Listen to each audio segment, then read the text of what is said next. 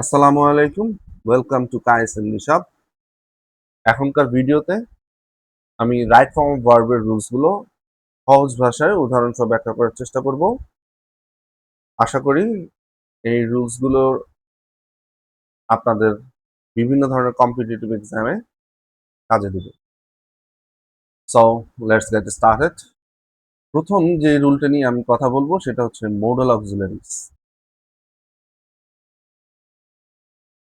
Modal auxiliaries এর পরে সবসময় ভার্বের বেস ফর্ম বসে।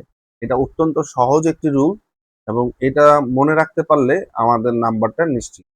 কিন্তু মোডাল অক্সিলারিজ কোনগুলো সেগুলোও আমাদের মনে রাখতে হবে একই সাথে।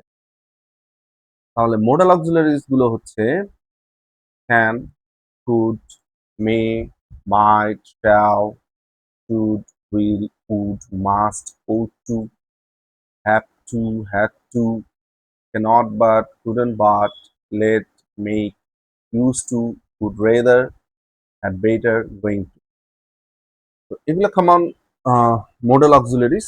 এই মোডাল অক্সিলারিজ গুলোর পরে সব সময় ভার্বের কি ফর্ম বসবে, বেস ফর্ম বসবে। এটা আমাদের মনে রাখতে হবে। এই দুইটা জিনিস যদি আমরা মনে রাখতে পারি, মোডাল অক্সিলারির পরে ভার্বের বেস ফর্ম বসবে এবং মোডাল অক্সিলারিজ গুলো কোনগুলো সেগুলো যদি আমরা মনে রাখতে পারি, তাহলে এই গ্যাপটা পূরণ করা আমাদের জন্য সহজ হবে এবং খুব সহজেই আমরা মার্কস গেইন করতে পারবো। এখানে প্রথমেই আমরা দেখতে পাচ্ছি had better, you had better, you had better. Had better আমাদের মোডাল অক্সিলারি। তো রুল অনুযায়ী মোডাল অক্সিলারির পরে আমরা ভার্বে বেস ফর্ম বসাবো। এখানে লিভ আছে, তাই কোনো ধরনের চেঞ্জ হবে না।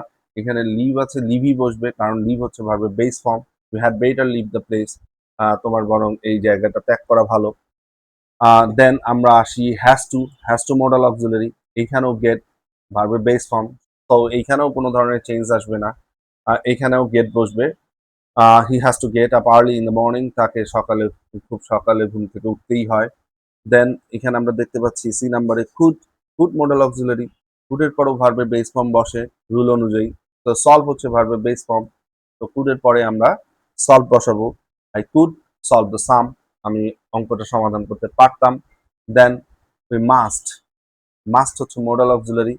মাস্টের পরে মেইনটেইন ভার্বে বেস ফর্ম, তাই এখানেও আমরা বসাবো হচ্ছে মেইনটেইন। সো দ্য সেন্টেন্সটা হবে we must maintain the rules of health. আমাদের স্বাস্থ্য রক্ষার জন্য স্বাস্থ্য যে বিধি আছে সেগুলো অবশ্যই মানতে হবে। এবং এরপরে আমরা দেখি যে শুড মোডাল অক্সিলারি, হেল্প হচ্ছে ভার্বের বেস ফর্ম। এখানেও শুড যেহেতু মোডাল অক্সিলারি, এরপরে ভার্বের বেস ফর্মটা বসবে হেল্প। তো we should help the poor people, আমাদের গরিব মানুষদের সাহায্য করা উচিত।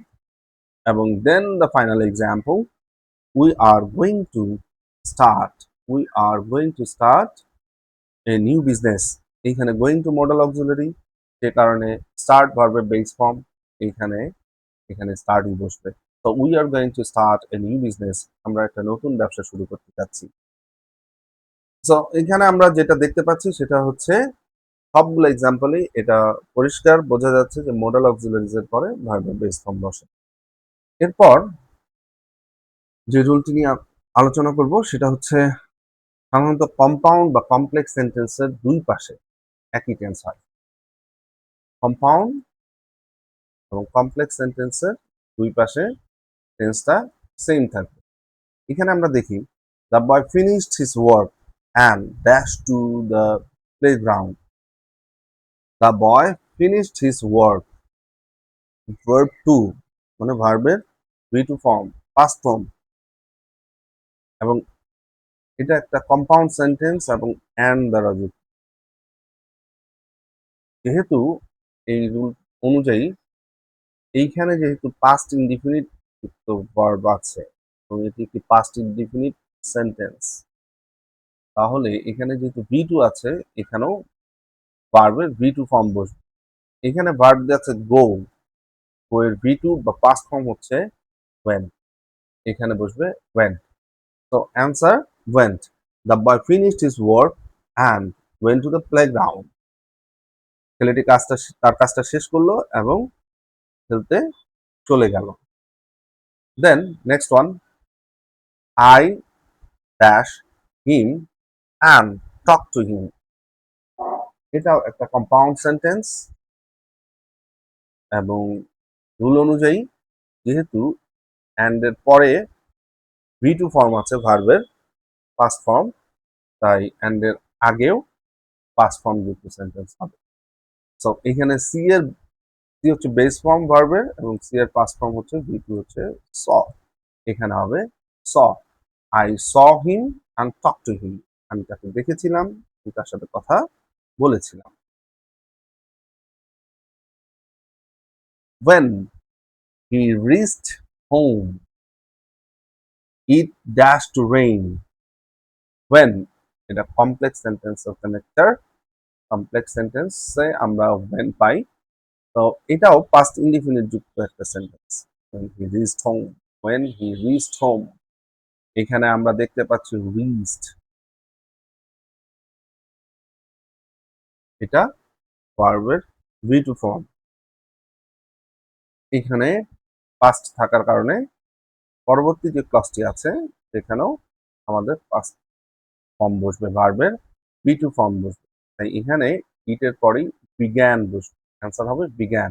when he reached home it began to rain, যখন সে বাড়িতে পৌঁছলো বৃষ্টি শুরু হলো। then the final example, as they studied hard